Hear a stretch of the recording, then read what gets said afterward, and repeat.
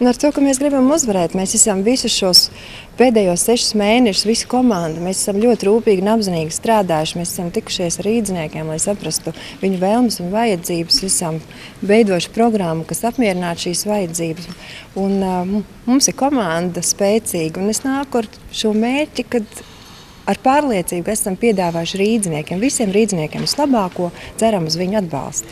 Mēs uzrunājam mūsu patstāvīgo, pārliecināto un uzticamo vēlētāju, protams, bet tāpat laikā mēs apmeklējam ļoti dažādas apkaimes, mēs apmeklējam ļoti dažādas nevalstiskas organizācijas, dažādas biedrības. Mēs pārliecinājam un uzrunājam visus pirmkārt, lai mēs saprastu, vai tas, ko mēs piedāvājam, ir aktuāli, vai ir vajadzīgs kāds nianses. Mēs tikāmies ar ļoti daudziem rīdziniekiem. Ja jūs apskatījāties mūsu programmu tiek piedāvājumi tieši visiem rīdziniekiem, neskatoties ne uz kādām etniskām izcelsmēm.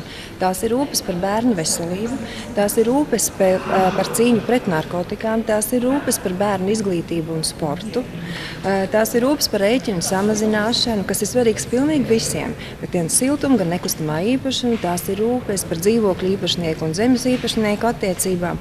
Bet, protams, ir ļoti svarīgi mūsu latviešu nacionālās kultūras un valodas politika arī skolās un bērndārzos. Kaut vai apskatieties katrā valstī, kaut vai apskatieties Maskavas mērs tikko pateica, tā ir mūsu valsts lielā Krievija, bet katram, kas atbrauc uz šo valsti, ir jāzina valoda. Un mēs gribam, lai visi cilvēki, kas šeit strādā, apgūst, saprot mūsu valodu, zina mūsu tradīcijas, lai mēs visi esam kopā, nevis atšķirt.